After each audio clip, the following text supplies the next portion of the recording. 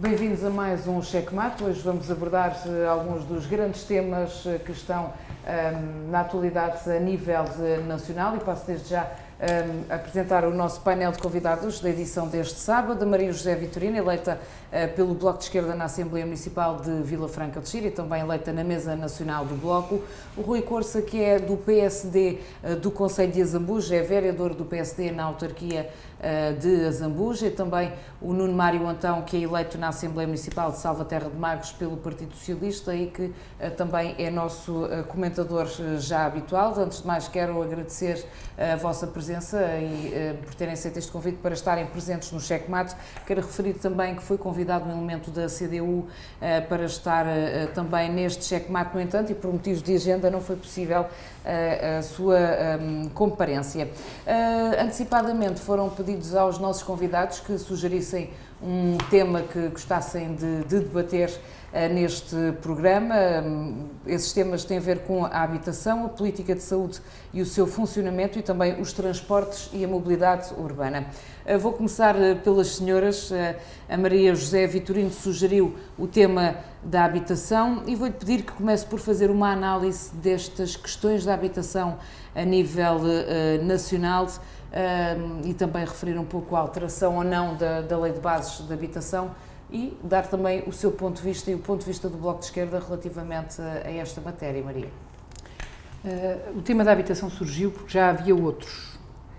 A saúde, os transportes, a mobilidade. E nós encaramos a habitação no âmbito dos direitos das pessoas, que não é exatamente o direito à habitação, é o direito ao abrigo. A habitação não é o direito à casa própria, não é o direito ao edificado. Faz parte dos custos da habitação, fazem parte dos custos do próprio edifício, seja comprado ou arrendado, mas também custos como a água, a energia e os custos da mobilidade. Ou seja, do nosso ponto de vista, quando se vê em termos de custo de habitação, temos que associar os transportes aos custos da habitação. É por isso é que se aliviar a carga do custo de transportes é muito positivo. Isso tem que ser visto do ponto de vista das pessoas associado à carga do custo da habitação, que tem sido, nomeadamente na área metropolitana de Lisboa, um peso que tem vindo a aumentar. Neste momento, nós sentimos muito o efeito da chamada gentrificação do centro de Lisboa e isso afeta toda a área envolvente. No Porto isso também acontece, no resto do país as situações são diferentes. De qualquer modo, é sempre um peso muito importante nas decisões que cada pessoa toma para a sua vida, essa componente da habitação.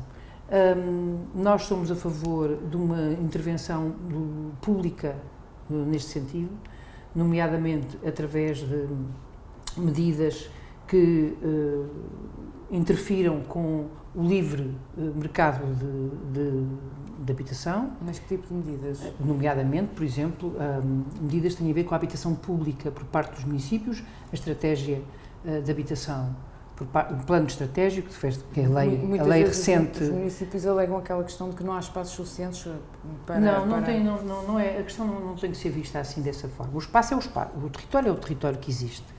O problema é que a gestão do território interfere com a qualidade de vida das pessoas. E não é por acaso que há... quer dizer, não se pode construir em qualquer sítio de qualquer maneira, não é? Agora, mas também não se pode evitar a necessidade deste planeamento. Tem que haver um plano estratégico, tem que haver regras e, nesse aspecto, a lei parece-nos que vai no bom sentido. No entanto, do ponto de vista das autarquias, nem todas as autarquias estão muito atentas a isto. Primeiro porque confundem habitação pública com habitação social, que é uma coisa, não é a mesma coisa. Depois porque estão bastante condicionados por uma experiência em que o mercado da especulação imobiliária teve uma influência muito grande. Terceiro, porque talvez porque estamos habituados a que o emprego tem que estar sempre ao pé da porta, não percebemos que hoje, com a evolução, por exemplo, do teletrabalho e de outras modalidades de emprego, a distância em relação ao trabalho às vezes não é tanto em termos geográficos, mas em termos de acessibilidade à comunicação e E nesse aspecto a habitação é mais do que isso. Por outro lado, naturalmente que as populações da zona à volta da Grande Lisboa gastam uma grande parte do seu tempo não em casa, mas de casa para o trabalho, quer dizer, nas deslocações. E além disso também, o tipo de rede de transportes que se desenha compromete o ambiente, a poluição e a saúde das pessoas. É por isso é que, apesar de hoje ser o Dia Mundial do Teatro, eu vir da cultura e da educação, e naturalmente eu falaria de teatro, não é? Achei que vamos fazer não uma revista à portuguesa, mas uma peça um bocadinho diferente. Esperemos que não façamos um teatro. Não fazemos um teatro no sentido do faz de conta. Claro, obviamente. E é por isso, para evitar o faz de conta, é que nós não podemos fazer um crochê só com uma agulha. Desculpem a minha figura de tricô, mas há uma coisa que são as rendas de 5 agulhas. Portanto, quando pensamos na habitação, temos que pensar nos transportes, temos que pensar na mobilidade, temos que pensar no ambiente, temos que pensar no acesso ao emprego. Porquê? Porque isto tem tudo a ver com a saúde. Se nós prevenirmos os problemas, temos uma população com mais saúde. Mas, por e exemplo, acho que é isso que nós todos queremos, não é? De que forma centralizada? De uma maneira geral. Sim. Cada um defende um caminho diferente para as coisas, mas eu não ponho em causa a nossa Constituição. Consagra os direitos e a igualdade de todos os cidadãos em todo o território. E, por exemplo, em relação à habitação, muitas vezes discute muito o que se passa numa parte do território, que é o território que tem mais população, e é natural, pesa mais, não é? Mas isto também se põe em relação ao interior, em que nós temos a situação contrária, o edificado, desertificado. Eu trabalho também muito com zonas do interior, que é lindíssimo, o nosso país é dos países mais bonitos que eu conheço, e de facto há também que olhar para isso, não é? Ou seja, uma política de habitação também não pode ser canibalizada completamente pelas zonas densamente povoadas e densamente solicitadas pela especulação do território, que também é uma área económica importante. Nós defendemos o maior investimento, portanto, em linhas de habitação pública, para haver um controle de um mercado, quanto a nós, perigoso, até temos bem na memória a bolha imobiliária recente, mas defendemos também outro tipo de políticas que assegurem, tanto quanto possível, a igualdade de toda a população a uma dignidade e a uma qualidade de vida que inclui o tempo para si. E por isso este problema. No caso da habitação, e a lei também atina isso, há outra responsabilidade. Nós somos dos países com um clima mais moderado ou ameno e em que as casas são mais frias, em que as pessoas de idade têm mais problemas por causa disso. Porque descurámos durante muito tempo o problema da qualidade energética das casas. Isso é verdade, não é? Ora, também não é só, como vê, não é só metro quadrado, é o que é que se faz no metro quadrado. E também descurámos uma parte da nossa memória. Preocupámos em muitas habitações novas e menos em investir na requalificação. Não é só a reabilitação, porque há uma componente, de facto, de reabilitação do que existe, mas há uma componente de memória de nós próprios que se perde. E isso, do ponto de vista da saúde mental, quero-me cá parecer, não é bom. Vamos também ouvir um pouco. Pronto, eu acho que tenho que me mandar calar, porque eu não tenho ideia. Bom, não tenho ideia do tempo, confio em si. Vamos ouvir também o Rui acerca desta matéria de habitação, se tem uma visão diferente, isto numa altura em que as pessoas também, uma parte destes problemas de habitação tem a ver com o custo, por exemplo, das rendas, haver poucas casas, por um lado, para arrendar, depois o aumento das rendas, não só também na zona metropolitana de Lisboa e Porto, mas também acaba por afetar um pouco a periferia e, por exemplo, na Azambuja, em Vila Franca. Vila Franca os preços já estão os preços dispararam. Como é que se pode fazer face a estas questões práticas, que é o que as pessoas se vão preocupando? Como é que um governo ou como é que o poder político pode fazer face a estas questões ou alterar algumas delas, Rui? Obrigado, Marta. Em primeiro lugar, boa tarde a todos os meus companheiros de debate. A habitação, de facto, é um dos pilares da política e da política como eu o vejo, até a nível local. Não é? Se não nos preocuparmos com a habitação digna dos nossos concidadãos e a custos suportáveis, ou se não começarmos por aqui, havemos de começar quase por onde. Não é? Agora, de facto, falou nos custos, e há muitos custos que à volta da habitação. Os custos residenciais. E de certa forma, este tema prende-se com os outros, como a Maria já disse, com os outros temas para falar hoje. Não se consegue falar de habitação sem falar de saúde, nem sem falar de transportes, ainda para mais numa área metropolitana como nós estamos, com uma carga e uma densidade tantas vezes desequilibrada. Portanto, Mas, Rui, defende, por exemplo, esta questão de uma linha que a Maria José defende, que tem a ver com umas linhas de habitação pública. De que forma é que isto pode eu acho que tem que haver uma regulação pública, tem que haver uma regulação pública, obviamente, nas questões da habitação, com o objetivo de reequilibrar o mercado. E há algumas políticas de curto prazo que nós estamos a ver a ser implantadas neste momento, eu temo que tenham efeitos perversos.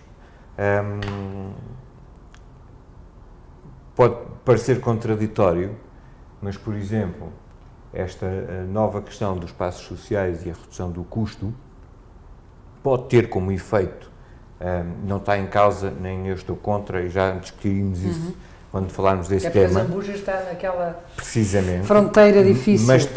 Mas pode ter o efeito perverso de continuar a facilitar que as pessoas saiam dos centros das cidades para a periferia, porque é mais barato, continua a ser mais barato e, portanto, na prática, quando devíamos estar a fazer um movimento contrário de prender as pessoas, nomeadamente as mais jovens, nos centros das cidades, estamos a atirar com elas para mais longe, cada vez para mais longe, facilitando a parte económica de as colocar mais longe.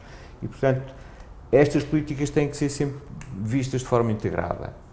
E não é fácil, eu admito que não é fácil, porque temos muitas dezenas de anos, já não são anos, são muitas dezenas de anos, com políticas públicas que distorceram completamente o mercado. Quando tivemos, durante tantos anos, muitos municípios cujos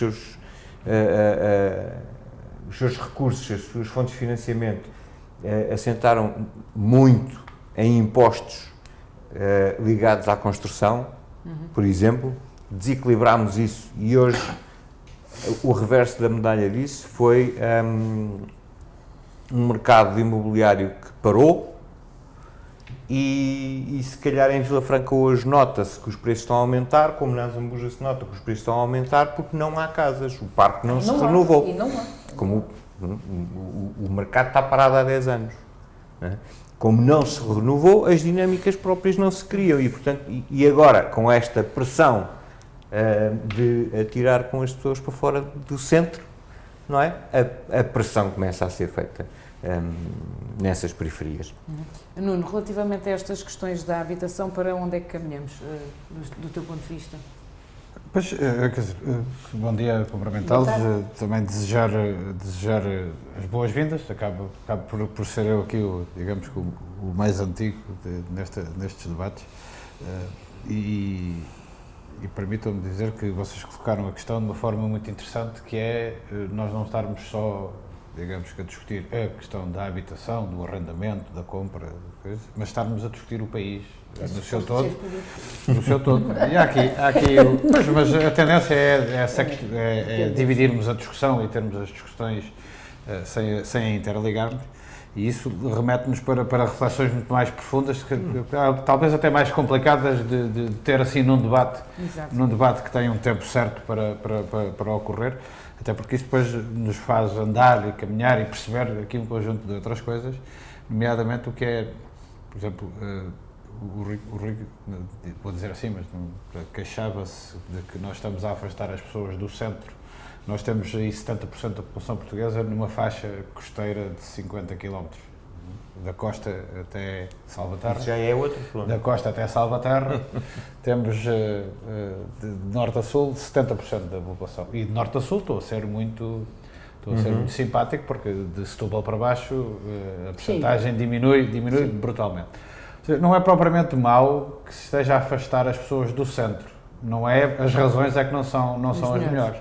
Nós hoje precisamos, porque não temos ainda isso, e ainda há bocado falava-se da questão do ambiente, estamos a afastar o centro, mas é para ficarem logo ali. Não é para irem para Santarém nem para Castelo Branco. Criar condições para que possa ser ir para lá. De mobilidade, não e ir para lá implica, para além de outras coisas, nós termos, por exemplo, a infraestrutura tecnológica, que é uma coisa que nós não temos no país todo.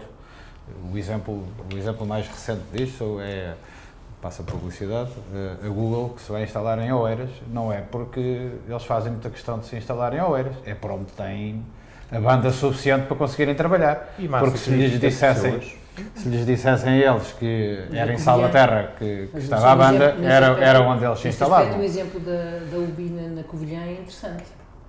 É, mas não tem massa crítica, não tem Não, pessoas suficientes neste momento. No da curto prazo, A questão da Covilhã e da Guarda tem outras especificidades que eu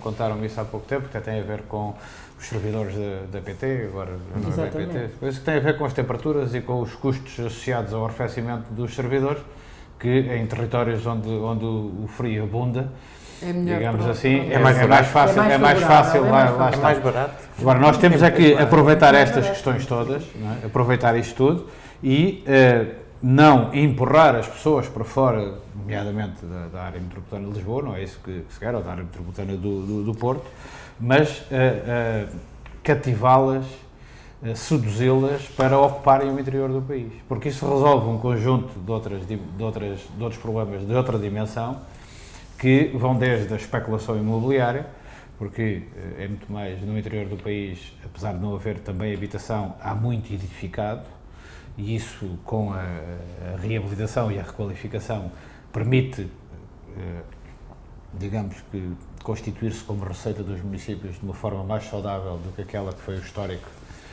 principalmente dos anos 80 e dos anos 90, e acaba por libertar as pessoas desta pressão que hoje têm, nomeadamente aqui na área metropolitana de Lisboa, que é este, eu vou-lhe chamar assim, é este pânico de um dia não conseguirem pagar a sua casa.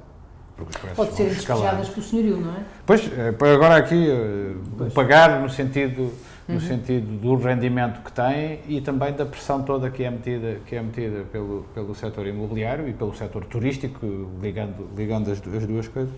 Isso traz-nos problemas seríssimos e interfere com toda a estabilidade das pessoas e vai até ao ponto de nós estarmos aqui, como a Maria José bem disse, de entrar na saúde das pessoas e as pessoas estarem cada vez mais sobre uma pressão que as leva a deteriorar a sua própria qualidade de vida. Agora, é esta a discussão que nós temos que ter em concreto sobre a habitação.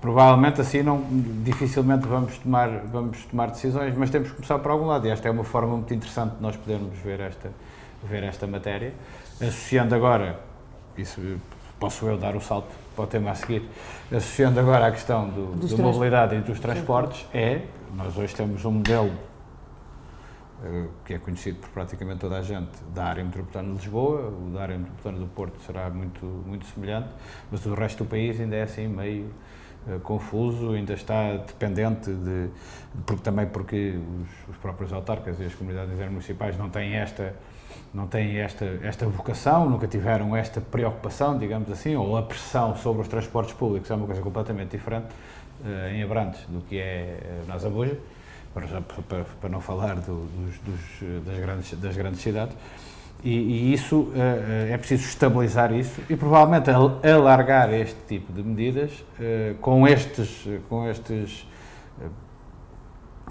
ajuda, porque isto efetivamente é uma ajuda às famílias para todo o país E assim constituir-se também como forma de atração das pessoas saírem dos grandes centros. Não sei se só a questão dos transportes, só a questão do custo dos transportes será suficiente. Agora, nós temos esta medida dos transportes públicos que vai permitir alargar a mobilidade de toda a gente. Essa é uma das bondades desta medida, é que serve a todos, não independentemente da classe a que pertencem. Uma das bondades é permitir que as pessoas tenham mais liberdade financeira. E isso vai acabar por ajudar e muito o país, e provavelmente resolvidas questões como esta zona cinzenta onde está a Azambuja, resolvidas questões como a questão do entroncamento Lisboa entre o regional, o suburbano e o metropolitano, vamos agora dizer assim. Acho que para a área metropolitana e para o Ribatejo, que é de onde eu venho, nós vamos ter um alavancar do desenvolvimento daquele território que é fantástico para nós. Admito que depois o facto das pessoas estarem a sair de Lisboa e das grandes cidades, se não constitui outro problema, até porque hoje isso é perfeitamente abafado pela gentrificação que há pouco aqui também foi referida, com a questão dos turistas e de tudo isso, mas nós sabemos o que é que aconteceu a outras cidades europeias que tiveram este boom, e não é que tenham deixado de ser centros de atração turística, mas tiveram uma redução efetiva do número de turistas, e nós devemos ter esse pico também, e isso depois há de constituir outro problema. Mas, Nuno, parece, por exemplo, que o facto dos espaços terem vindo a ter esta redução tarifária faz com que, ou seja, alivia financeiramente as pessoas que já têm passe, que já usam os transportes públicos, ou achas que vai haver uma fatia da população que vai passar a largar o carro e usar mais os transportes públicos? Não, a médio prazo, se calhar não é no imediato, não diria para o mês que vem, mas provavelmente num espaço de 3, entre um trimestre e um semestre, há muita gente que vai começar, vai experimentar primeiro e vai acabar por... E aí é que vai ser o problema. Vai acabar por passar a experimentar. É claro que isto, no imediato, se nós pensarmos nisto, se isto acontecesse agora no dia 2 de Abril, vai acontecer no 1, porque o 1 é sempre aquela data. No dia das Pode ser mentira. Pode ser mentira, mas isto acontecesse já em Abril era absolutamente caótico. Não há empresa nenhuma, nem as públicas, nem as privadas, que estejam preparados para grandes aumentos de utilização. Mas, perante essa perspectiva, quer já as empresas públicas nos mais diversos níveis de administração, quer as empresas privadas, que certamente se sentem tentadas também a fazer mais investimento, nomeadamente nos autocarros, nos barcos, nos comboios, no metro, nos carros das viaturas ligeiras de transporte coletivo. Certamente que nós, a médio prazo, aquilo que eu dizia há pouco, vamos ter muito mais oferta. Agora, se for um boom de imediato, pois claramente a questão de combustível. Também o Rui e a Maria José sobre esta questão. Rui, não sei se temos regras ou se isto vai andando para não, cima vai e para andando, baixo. podem ir conversando. Ora bem, esta questão dos transportes, eu quase que me apetecia fazer aqui um bocadinho de histórico deste processo, para se perceber como é que, desde a sua gênese até agora, este processo, a meu ver, foi completamente subvertido. Por questões, quer-me parecer, meramente eleitorais. Mas eu não quero entrar por aí já, porque acho que é uma boa medida. É uma boa medida do ponto de vista que há um desequilíbrio muito grande neste país, não só nas áreas metropolitanas, mas também do custo do transporte público. O custo do transporte público tem sido, nos últimos anos até agora, exageradíssimo. Quando para qualquer deslocação sai mais barato 2 pessoas irem num carro do que usar um transporte público, há qualquer coisa que está errada. E o problema é que estas medidas não estão a atuar sobre isto. Não, estão a resolver, a tentar resolver o problema numa perspectiva de curto prazo, da forma mais simples que é pôr o dinheiro do Estado em cima, e quando se põe o dinheiro do Estado, como se está a pôr, com o dinheiro do Orçamento Geral do Estado, estamos a criar desigualdades, porque a relação entre o que se paga de impostos e o que se beneficia passa a ser desigual no país. E, portanto, é a questão clássica de que são os contribuintes de Bragança ao Vila Real de Santo António também contribuem para pagar o custo do transporte das pessoas de Lisboa e do Porto. Como é que se resolve isto? Ou o que é que está agora a acontecer? O que está a acontecer, e se falarmos agora aplicado às nossas terras e às nossas populações, também está a haver um tratamento desigual. Porque o dinheiro, mesmo assim, que o Orçamento Geral do Estado vai disponibilizar para a área metropolitana de Lisboa, é 5 vezes mais do que o dinheiro que disponibiliza para o Alzira do Tejo, por exemplo. E, portanto, há um desequilíbrio e uma desproporção enorme entre uma coisa e outra. O resultado. E depois são políticas desenhadas com regra e esquadro, porque a organização do território, na minha perspectiva, e as políticas aplicadas ao território não podem ser feitas sempre com critérios geográficos e com fronteiras de regiões, de municípios, de distritos, porque há dinâmicas diferentes. Há uma parte do Concelho da Zambuja que está ligada na dinâmica da área metropolitana de Lisboa. Não é por acaso que há uma linha urbana ou suburbana que chama-se linha da Zambuja, porque acaba lá. Mas, para o efeito dos transportes, tratando isto na forma regional que temos, a Zambuja está na cima da Alzira do Tejo, não está na área metropolitana de Lisboa e, portanto, está fora do passo dos 40 euros. Mas ainda assim vai ter uma redução, não é? Vamos ver. Porque o valor que o Orçamento Geral do Estado manda para a nossa CIM é 1.600.000 e qualquer coisa mil euros, que ao pé dos 25 milhões, 30 milhões da área metropolitana de Lisboa, não chega. E, portanto, como é que se vai fazer esta compensação? Não é? O que é que vai acontecer a pessoas que estão 6 ou 7 km da Zambuja e que passam a pagar um passe de 40 euros e têm acesso a toda a rede de transportes públicos desde a sua casa até Lisboa e andar em Lisboa, comparado com uma pessoa que 6 km depois gasta 90 euros.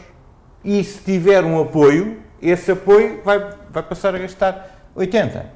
Portanto, a diferença aqui é substancial e a pressão, lá está, e depois entramos aqui num problema de competitividade entre vizinhos, da atratividade das pessoas. Maria José, também como é que vê estas questões? Vamos lá. Se nós pudéssemos desligar o mundo e começá-lo outra vez, provavelmente fazíamos as neiras novas, não é? Portanto, a política também é a arte do possível. E por isso é que às vezes é muito difícil nós elaborarmos as críticas sem transformarmos as coisas num torneio entre duas cores diferentes. Não é assim. Aqui, como o Rui diz, é uma medida boa. Claramente não houve estudos prévios para esta medida, ou pelo menos fracos. Claramente o dia a seguir à medida é o dia em que tem que haver uma grande capacidade de acompanhamento e de agilidade para responder a situações como, por exemplo, ultrapassar os 30% de aumento de procura dos serviços públicos de transportes. Não tem Vamos lá ver se são capacidade de 30%. resposta. Se ultrapassar isso, os próprios dados que nós temos dizem que há uma situação Vamos dizer, deixe-me dar um exemplo. Deixe-me só dar um exemplo. Eu ia dar o exemplo da Zambuja, que os comboios ficam cheios na Zambuja. Ora, aí está, era isso mesmo que eu ia assim, falar. É que eles chegam ao Vila Franca já vão cheios. Vamos a Vila Franca. Portanto, porquê? Porque o fornecedor de transportes ferroviários cortou a manutenção, Posições, cortou horários. o número de carruagens e podem dizer do outro lado. Mais uma razão para não cortar. Agora tem que expor. Não pode dizer que não tem procura. Não pode dizer que não tem escala. Não é? Não têm capacidade financeira. E onde é que se vão Bem, procurar essa capacidade financeira? Bem, vamos lá ver. Daqui a 2 meses estão a pedir ao mesmo. Uma parte dos problemas que nós temos de mobilidade vem também do desenho urbano, tal como ele foi feito. E de outras coisas, como o emprego, como outras coisas que fazem com que, de facto, já haja uma grande desigualdade na distribuição da população. Não é? E se o critério é a massa fiscal, quer dizer, então dos contributos para os impostos, há uma diferença bastante grande entre zonas do país. Mas isso hoje não é a maneira de analisar. Penso eu acho que todos os cidadãos têm que ter equidade no acesso aos bens essenciais, aos serviços. Equidade, sim. Igualdade. Eu disse equidade, não Pois, disse igualdade. é claro. E igualdade também não quer dizer que seja da mesma maneira. Agora, vamos lá ver do ponto de vista do cidadão. O que é que as pessoas veem? Vão fazer contas. É simples. O passe custa 40. Ir de comboio custa quantos? Mas há pessoas que não fazem contas, também é verdade. Mas a maior parte das pessoas fazem contas. E se há alguma coisa positivo a crise que nós passamos ultimamente nos trouxe, é que nunca como agora as pessoas fazem tantas contas. Há mais pequena coisa. Eu hoje estive a distribuir folhetos sobre esta medida, integrada na campanha da campanha às europeias e também em relação aos passos, e ouvi imensas pessoas ali em Vila Franca que vinham de Alenquer, que vinham da Zambuja, que vinham do Porto Alto, que vinham... Pronto, e tivemos... Foi uma conversa muito interessante. E as pessoas estão a fazer contas. Estão a fazer contas ao detalhe. Perguntam pelo passo família, que antes de julho não estará aí. Claro que não perguntam por uma coisa que está por trás disto e que normalmente o cidadão não sabe. É que havia concessões aos operadores rodoviários e outros que terminam este ano. Exato. E, portanto, há uma renegociação ou seja, já havia dinheiro do Estado para estas coisas, mas noutro formato, para várias empresas, não é? Que elas próprias não têm uma informação sobre isto. Até os motoristas não sabem. das caminhonetas não sabiam como é que iam dizer às pessoas, porque essas empresas não estão interessadas, querem ver o que é que vai acontecer. E nós todos queremos ver o que vai acontecer. Agora, tem que haver também essa capacidade de tirar, ou seja, estes meses até ao verão vão ser meses de teste desta medida também, e, ao mesmo tempo, de uma outra medida que é haver uma entidade prestadora de serviço de transportes pública na área metropolitana de Lisboa. De que se fala menos, porque as pessoas querem lá saber da entidade, querem saber do passe e do custo do passe, e imediatamente, eu ainda ontem estive com uma cidadã que trabalhava em Vila Franca, vivia no Seixal e gastava 100 e tal euros de passe e tentou arranjar um emprego em Setúbal e de facto, desse ponto de vista, do ponto de vista do passe, ficar em Vila Franca era a mesma coisa que ir para Setúbal, mas do ponto de vista do tempo. Exato, o tempo que se gasta nos transportes. Agora, o tempo é um dos fatores. O tempo é que é hoje a distância. Ora bem, o tempo é a distância, mas também é verdade. Chegar mais depressa ao engarrafamento para Lisboa não é propriamente, quer dizer, acho eu, o sonho de qualquer pessoa, não é? E pode ser melhor viver em Azambuja, porque as casas não sobem tanto como nas zonas passadas, chamadas passadas, bem passado, mal passado. Então, não sei, pode ser, sabe que eu venho de uma longa tradição, uma família com uma longa tradição de comércio. E não consigo deixar de olhar para as pessoas, para as coisas desta perspectiva. E, de facto, pode ser, depende de se os comboios funcionam. Porque, repare, Supressões de Estou na horário. Zambuja, epá, está bem, pago mais, mas tenho lugar sentado. Se vou em Vila Franca já não A tenho. lotação. Quanto é que isto vale? Para mim, que tenho um problema de pernas, nem quero saber o que isto vale. Vale imenso. Exato, portanto. Não, isto, posso levar bicicleta agora, por causa das gerações, não é? Posso levar bicicleta? Ah, Ou sim. de fora. Comboio. Só se levar a bicicleta pendurada de lá de Pendurada, fora. não é? Ou seja, tem que haver pressão de todos nós, não é? Para já, quem tem alguma responsabilidade em termos políticos, e nós aqui temos todos, e não sei como é que vivemos às vezes com ela.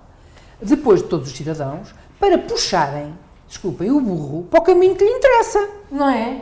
E o que lhe interessa é melhores serviços, mais baratos, mas bons, em qualidade, contando o dinheiro e contando o tempo. E esta questão do tempo é uma questão importantíssima. Eu Já agora, acho que queria a pressão deve tentar... A pressão deve ser toda metida no tempo. Hã? Eu também não acho que Não. a ótica do tempo... Pressão, o conforto, Nós, por nós exemplo. nos esquecemos às vezes Mas que os dias deixe-me têm 24 horas. Deixe-me só uma coisa, é assim, o tempo, o que rouba mais o tempo às pessoas, à maior parte das pessoas, é a desregulação completa do mercado de trabalho. Por exemplo. Trabalham que nem cães, imensas horas, com turnos, em 2 empregos. Ou seja, a pobreza não é só o estender a mão a pedir a esmola. A pobreza é isto. Mesmo que a pessoa depois no fim do mês tenha dinheiro no banco. Porque isto é de facto, do nosso ponto de vista, a selvageria do capitalismo. E uma selvageria feroz, não é?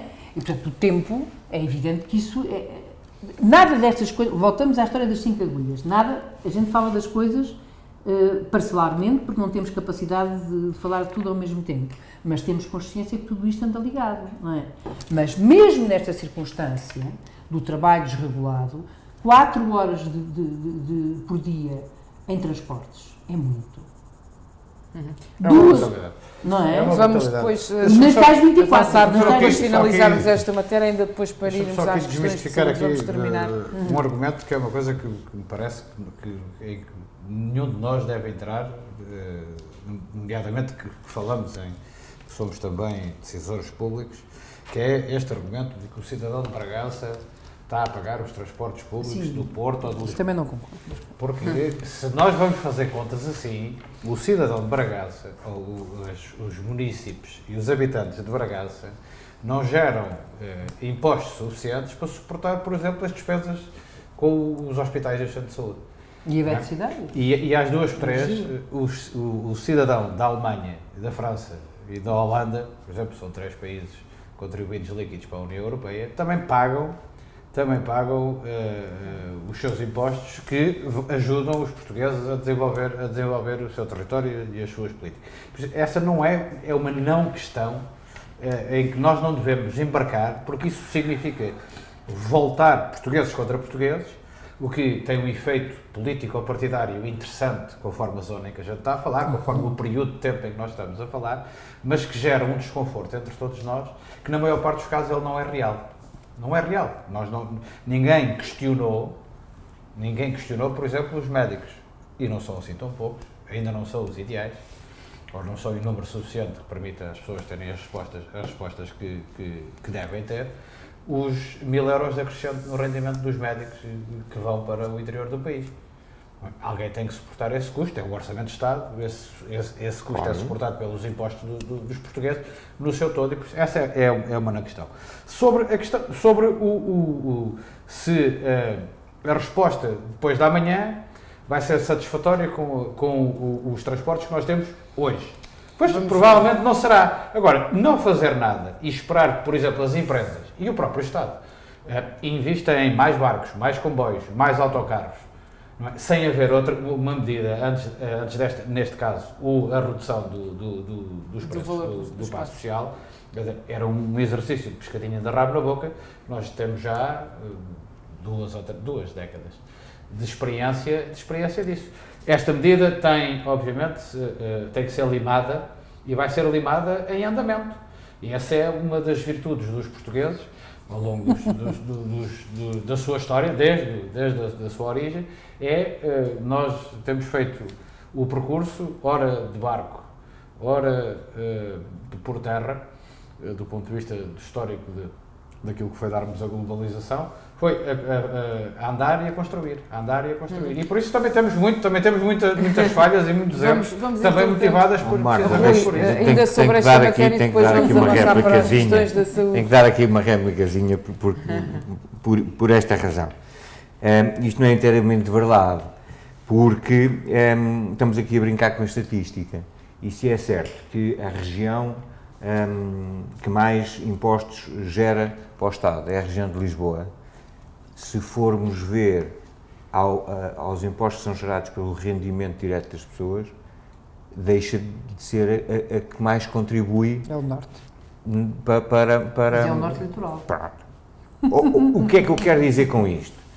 É que é falacioso dizer-se que a maior parte dos impostos que estão aqui também podem Não ser foi isso que eu aqui. disse. Não veio Mas é o argumento com que chega. Eu O sei. argumento foi dito ao contrário, Pronto, porque são os de Bragança eu sei. que pagam em Lisboa. Eu não E, disse portanto, desse ponto de vista, do ponto de vista do cidadão comum, o rendimento per capita é maior fora da área metropolitana de Lisboa e, portanto, também gera mais impostos diretos. Depois há os outros impostos todos que são mais gerados aqui, mas isso é outra coisa. Não deixa de ser relevante, é que, e não é assim tão falacioso como isso, é preciso haver a solidariedade e ela existe, sem dúvida nenhuma. Mas a coesão é importante, mas eu quando referi a esta desigualdade, referi-me por essa via, mas também pela via de que a nossa comunidade intermunicipal tem um valor que é 5 ou 6 vezes inferior Vocês são à área da mesma metropolitana de comunidade Lisboa. intermunicipal. Somos É verdade, Exatamente. somos sim, senhor. Está aqui com um peso desproporcionado. Precisamente por esse desenho do ordenamento do território que leva a que estas coisas Reparem. acontecem. Por exemplo, a Zambuja é prejudicada, literalmente, os habitantes da Zambuja. Mas no acesso aos fundos europeus ou não têm acesso a esta medida, não é? Porque estão fora da área metropolitana de Lisboa, porque a área metropolitana de Lisboa estava em convergência, não é? E isso não dá acesso aos fundos comunitários, e no caso da Zambuja foi para Alzira, que depois saiu para o Alentejo. Este desenho todo é sempre feito, é sempre espada, é sempre a decidir com, neste caso, com o autocarro ou com o barco a andar, com o transporte a andar, depois leva a que estas coisas aconteçam. Agora, certamente, este desequilíbrio. E depois, deixa-me só completar uma coisa, é que fazem-se estudos sobre a mobilidade e chega-se à conclusão, por exemplo, que na comunidade intermunicipal há 15 mil pessoas que usam transportes públicos. Mas este estudo é feito para dentro, é feito a pensar nas pessoas que se deslocam dentro da comunidade. Não há estudos de mobilidade. Não olhar, porque só da Zambuja para Lisboa, de comboio vem 15 mil. A gente vai para E não são só da Zambuja, porque se fossem só da Zambuja não ficava lá ninguém. Não é? São pessoas que vêm do Cartaz, são pessoas que vêm de Rio Maior, são pessoas do outro lado, a mesma coisa, de Salvaterra ou de Benavente. Há autocarros, não é só o comboio que está aqui, também há o rodoviário, há autocarros que vêm. Eu ouvi um número de Benavente todos os dias, de manhã, saem autocarros que levam 1000 pessoas para Lisboa. Que eu concordo, que é uma coisa muito interessante. Há um desajuste Cruz e Salvaterra. Do ponto de vista do Carreiro das Formigas, digamos, há um desajuste entre o GPS e o mapa real. Como quando a gente há uns GPS que nos mandam ir por sítios que são sentidos proibidos, sabe? Já nos aconteceu. Sim. Agora vira à direita, depois a gente não pode estar lá. Agora o que é que está a acontecer na realidade? É sempre uma má zona para virar, é à direita. Sim, mas ainda é pior a gente seguir só uma voz que nos diz qualquer coisa e não olharmos para o caminho. Já ultrapassamos essa fase. E não olharmos para o caminho. Olhando para o caminho, de facto, a mobilidade das pessoas alastra, para além da área metropolitana de Lisboa. É como nós ainda temos distritos do ponto de vista eleitoral, por exemplo. Os distritos são do ponto de vista eleitoral e não sei se do ponto de vista do comando das polícias. Parece-me que nem sei se isso ainda existe. Porque tirando isso, nós já não temos unidades de decisão territorial que correspondam aos distritos. Tens a área metropolitana de Lisboa, tens as comunidades E o problema é quando muda de serviço, muda a região. Tens as NUTs. Ou seja, isto parece que é um jogo de matrioscas feito de propósito para que a gente não perceba para onde é que vai. Eu não tenho nada à teoria da Às conspiração. vezes parece isso. Eu às não vezes seguro, parece. eu não Eu não sei se tenho. parece, não sei se não foi feito mesmo assim. Eu não- Claro que mas a eu- decisão em concreto pode ser Mas eu tomada agora por- não, por alguma não me dá vontade, jeito não é? fazer a teoria da conspiração, não quero. Pronto, portanto, não, vamos pensar que tudo isto aconteceu por acaso. Por acaso. Não é? Claro que não é por acaso, porque isto beneficia uns, prejudica outros.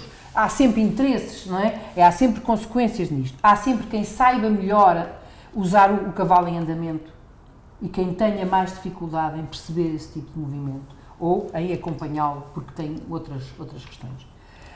Nós temos duas regiões no país, os Açores e a Madeira, que têm, de facto, a sua realidade própria. Portanto, estamos a falar já de uma parte do país. Quando estamos a falar disto, já estamos a falar de uma parte do país. E muitas vezes esquecemos disso. E quando falamos, porquê? Porque também temos os tais na nossa cabeça também temos estes desenhos. Quanto à mobilidade, os estudos de mobilidade existem vários estudos, que mostram que há, para lá da chamada área metropolitana de Lisboa, vem de Santarém, vem até às vezes do entroncamento, vai até Setúbal. E vai até vai Torres até ao Vedras, e mar, até vai até ao mar. a Lardinhém, e vai Até até a Santa Caldas da Cruz, Rainha, até Santa Bombarral. Cruz, Bombarral, a oeste.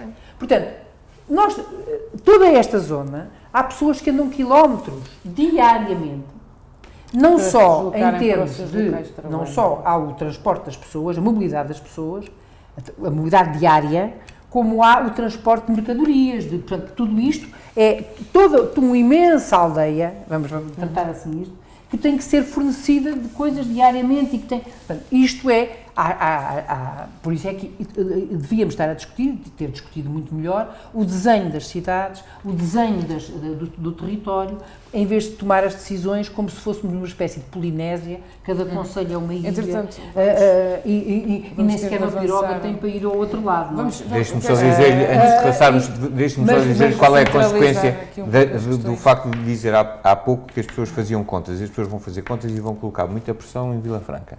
Pois, eu sei. Sabe porquê? Porque as pessoas estão a fazer Estamos a falar contas da parte e enquanto do que Ribatejo, apanhavam, sim, deste da Luzia, todo este eixo da Luzia, Alenquer, a Zambuja, pronto. O que é que as pessoas faziam? Como Sobral. usavam um transporte o mais direto possível para Lisboa. E vão deixar de o fazer, é o que está a começar a acontecer. As pessoas vão ter um transporte até ao limite da área em que beneficiam do passe dos 40 euros, do passe dos 40 euros, e depois vão apanhar. E quando elas perceberem que não funciona porque não há infraestrutura para os transportar, vai ser uma chatice. Vamos ver depois como é que estas questões se vão desenvolver. Entretanto, e passando para a questão da saúde, o Rui quis abordar também este tema e, enfim, o seu funcionamento. Só dar também aqui alguns dados que a OCDE identificou Portugal como um dos 3 únicos países onde os gastos com a saúde decresceram entre 2009 e 2017.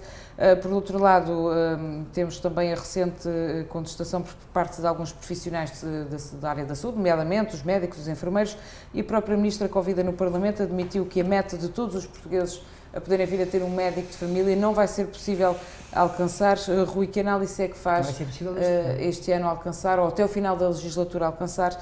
Que análise é que faz do panorama da saúde por esta altura a nível nacional e que situações são mais urgentes e de que forma é que podem ser resolvidas? Devo relembrar que o objetivo desta forma de governo que temos era que em 2017 todos os países tinham médico de família.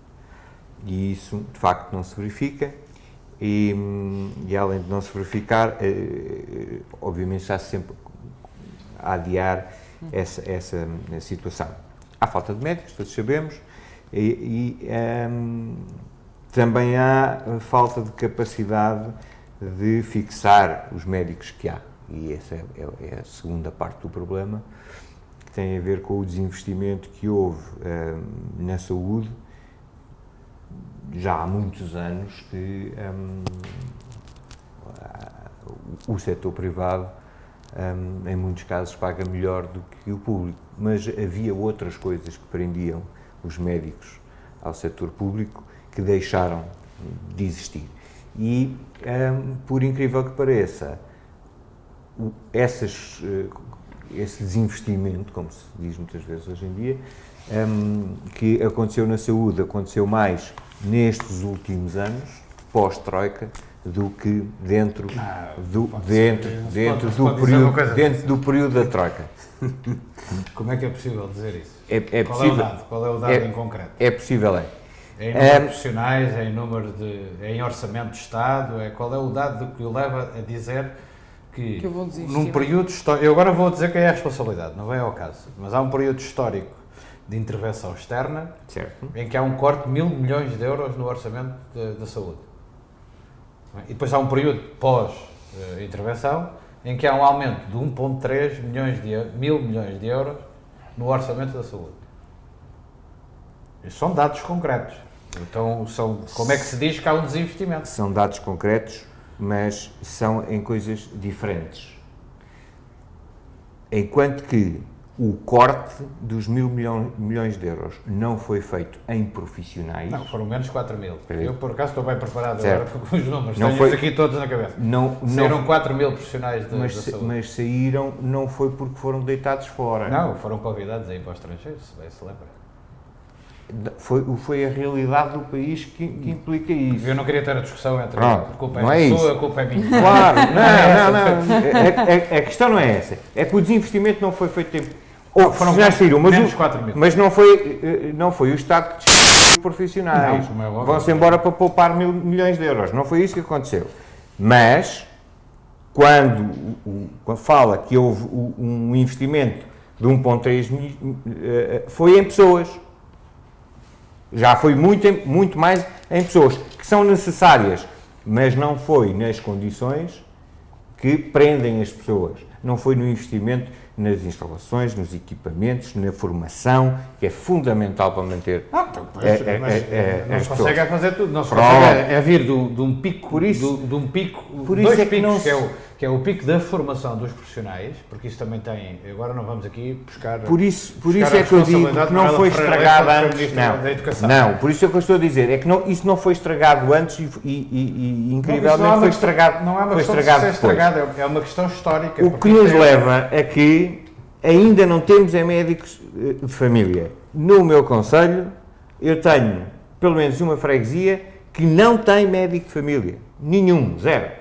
Esta legislatura foram 300 novos médicos de família. 25% dos utentes do meu concelho não têm médicos de família.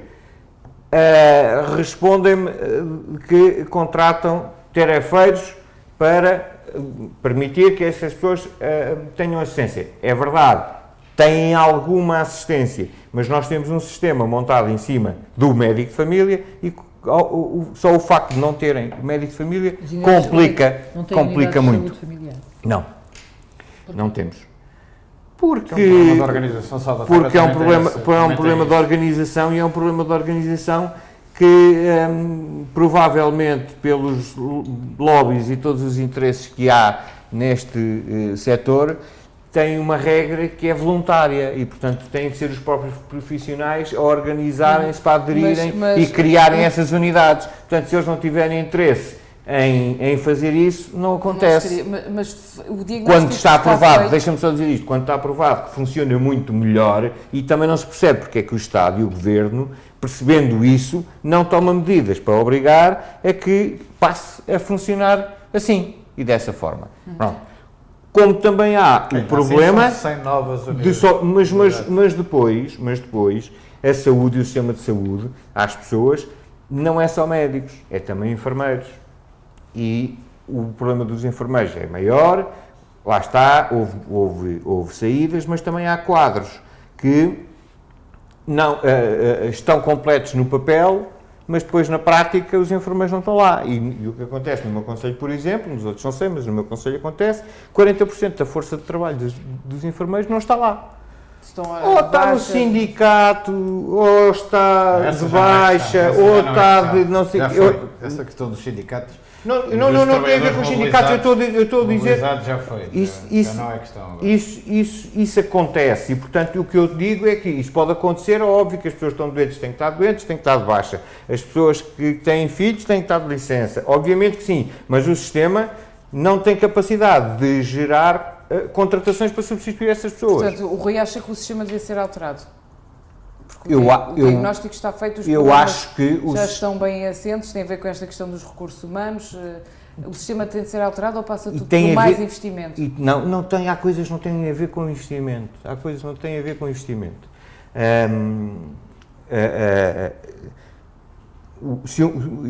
Imagina a situação, se há um enfermeiro que está de licença parental, não há um sobrecusto se, contabilisticamente, obviamente, tal como nas empresas, se contratar um enfermeiro substituto.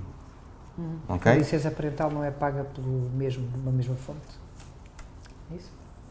Contabilisticamente não é. Não é paga até pode ser pelo da mesmo mesma fonte. orçamento Portanto, não afeta Sim, o orçamento daquela unidade de saúde. Sim, exatamente. Ok? Pronto. Por exemplo, uma questão que nos afeta hoje muito, às tantas nós andamos muito entusiasmados com as novas tecnologias, as novas formas de acesso, e que são todas ótimas para facilitar a vida das pessoas e o acesso à saúde, e pode-se marcar uma consulta na internet e tudo e mais alguma coisa. Esquecemos que as nossas populações, muitas vezes, não têm capacidade de aceder a esse tipo de serviços. E depois não atendem o telefone. Não é? E não atendem o telefone no centro de saúde, que a desculpa que as pessoas podem marcar a consulta na internet. Esquecemos que metade, se calhar, da população não tem a possibilidade de fazer isso. Possibilidades não é uma questão socioeconómica, é uma questão de educação, é uma questão da idade que têm, de adaptação a essas coisas, não é? E da falta de respostas locais a montante da questão da saúde. Porque nós devemos lá chegar e espero que se consiga chegar todos suficientemente saudáveis, mas a determinada altura da vida, uma dor qualquer, acordar com uma dor num braço deve ser, hoje que vou morrer. Não é? E a resposta é o centro de saúde. Não é? Esse é que é o problema, é que a resposta hoje, a resposta é o hospital, é a urgência do hospital. E depois o Hospital Vila Franca, a urgência do Hospital Vila Franca, quando abriu, já estava em overbooking. Porque é tudo para o hospital. Já estava até quando fechou o velho hospital, já estava muito em overbooking. Mas não é só a urgência, no caso do Hospital de Vila Franca, até os próprios serviços que não são urgência estão para lá da capacidade inicialmente. Pronto, mas isso é um problema agora que não. O Sistema Nacional de Saúde é uma responsabilidade pública. O Estado tem que dar a cara por isto, tem que pensar, seja qual for o governo, que tem que dar resposta por isto. Não pode dizer tenha paciência, é assim porque tem que ser assim. Temos que pensar. Foi uma das conquistas do 25 de Abril extraordinárias. Mas no Serviço Nacional de Saúde há vários componentes. Há o componente da prestação de serviços, da prevenção, e há uma coisa que alimenta muito o medo, que é a ignorância. A pessoa que tem uma dor no peito e que não sabe nada, assusta-se muito mais do que se tiver uma literacia em saúde, que é um problema de educação e de cidadania. Aqui e na terra onde os curandeiros fazem fortuna. E agora há vários tipos de curandeiros. Há vários tipos de curandeiros. O Dr. Google também implica mais medo. Que alguns merecem imenso respeito. Pessoas com quem também trabalho muito com contadores de histórias, que são pessoas extraordinárias e que sabem, por exemplo, acalmar o medo das pessoas, porque já viram muita gente com dor no peito, não é? E a dor no peito pode ser por um desgosto de amor, não é? Ó, dor no peito. E aí não há remédio que valha. Mas pronto, agora tirando um bocadinho de teatro que a gente também tem que fazer, é de facto, o Serviço Nacional de Saúde tem que ser pensado desta maneira. Não é médicos e enfermeiros. Porque, por exemplo, um centro de saúde começa no segurança que está à porta e que muitas vezes está a fazer o que não devia fazer, que é um trabalho de um administrativo, mas faz. Porque tem olhos, porque olha para as pessoas e tem uma relação com as pessoas. É a primeira pessoa que as pessoas conversam. E normalmente, muitas vezes, até é de uma empresa que está ali através de um contrato, nem é do quadro, nem sabe quanto é que ganha a enfermeira, nem a enfermeira sabe se calhar quanto é que ele ganha. Houve uma época em Portugal em que houve uma dinâmica de gestão no Serviço Nacional de Saúde que levava a que as equipas se sentassem às mesas e falassem uns com os outros. Essa parte hoje está um bocadinho arredada, porque a própria formação dos profissionais forma-os para a hierarquia e não para a solução. Nós temos profissionais extraordinários em enfermagem. Temos uma formação reconhecida internacionalmente, quando aqui se dizia mal de tudo, que a escola pública era uma desgraça, que toda a gente era analfabeta, que no tempo do Salazar é que era bom, que eles na 4ª classe sabiam os rios todos, os que lá iam, porque aqueles que não tinham sapatos não punham lá os pés, mas pronto, não interessa. A ignorância, mais uma vez, é o nosso principal inimigo. Porque faz as pessoas não só dizerem muito disparados, como abanarem com as orelhas ao primeiro disparate colorido que lhe dizem na televisão, ou noutro sítio qualquer. Porque têm que se agarrar a uma coisa qualquer. Portanto, nesse aspecto, a literacia em saúde é uma coisa muito importante e era uma das funções também do Serviço Nacional de Saúde, que permitiria que as próprias urgências fossem, a seu tempo, eliminadas.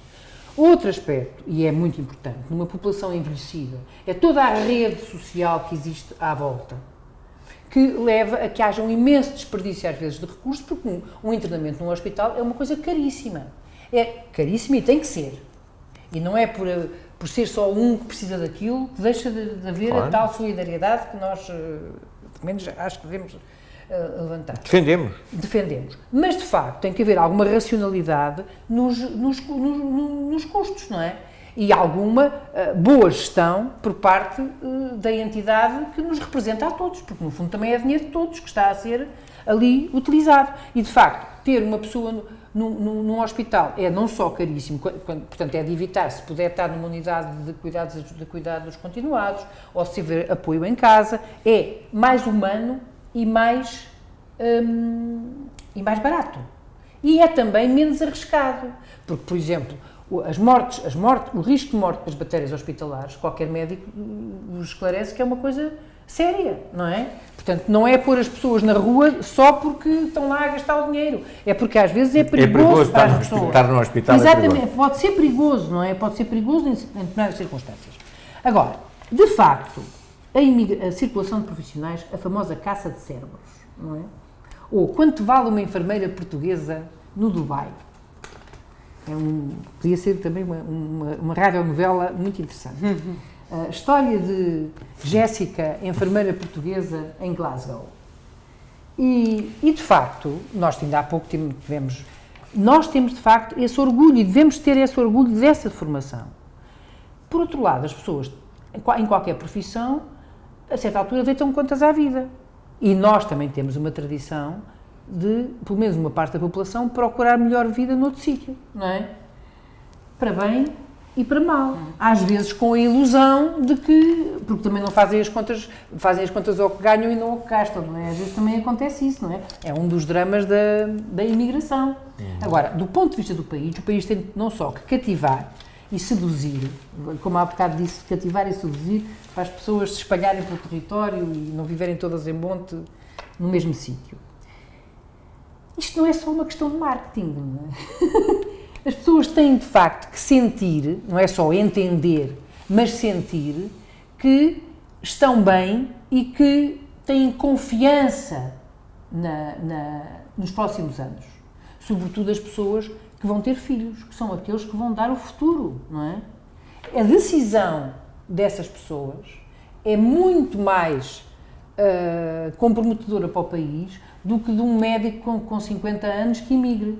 O que me preocupa são os jovens, que vão depois criar laços noutros locais. Dificilmente agora regressam, não é? Daí, a política de desincentivo da carreira, eu não vejo num aspecto de uns merecerem tanto ganhar uns como outros, não vou entrar nessa discussão, isto é uma discussão sindical, não quero que seja.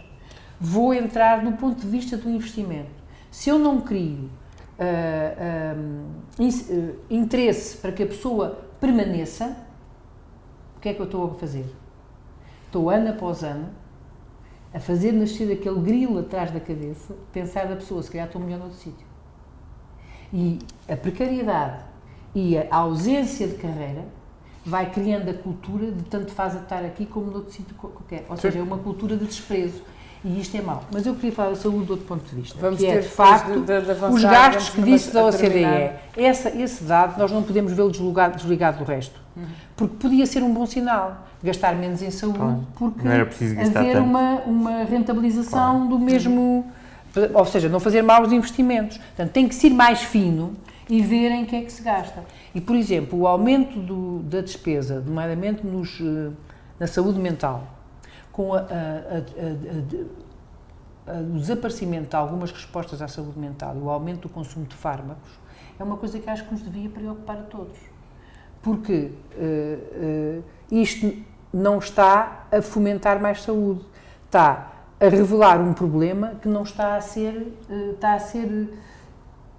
há um desequilíbrio que está a ser aparentemente equilibrado, mas que de facto não vai à raiz da situação. E esses dados, muitos profissionais de saúde que se têm intervido sobre o Serviço Nacional de Saúde estão particularmente preocupados porque veem a situação diariamente. Sim, a questão dos médicos de família é uma questão de facto financeira também, não é? E de distribuição pelo território. Tão financeira, veja que há pouco falei nos médicos que são contratados como tarefeiros para substituir e no centro de saúde da minha terra. Verifiquei a semana passada que os médicos que lá estavam nessas condições não recebem há 2 meses. E a justificação, mais outro mapa. E a justificação. Quando disse cativar, não era cativação. É uma questão de contratação pública, porque é complicado o sistema burocrático da contratação assim, pública e não é admissível para mim que haja qualquer contratação pública, qualquer situação burocrática que impeça que as pessoas recebam com a regularidade que é prevista o seu vencimento.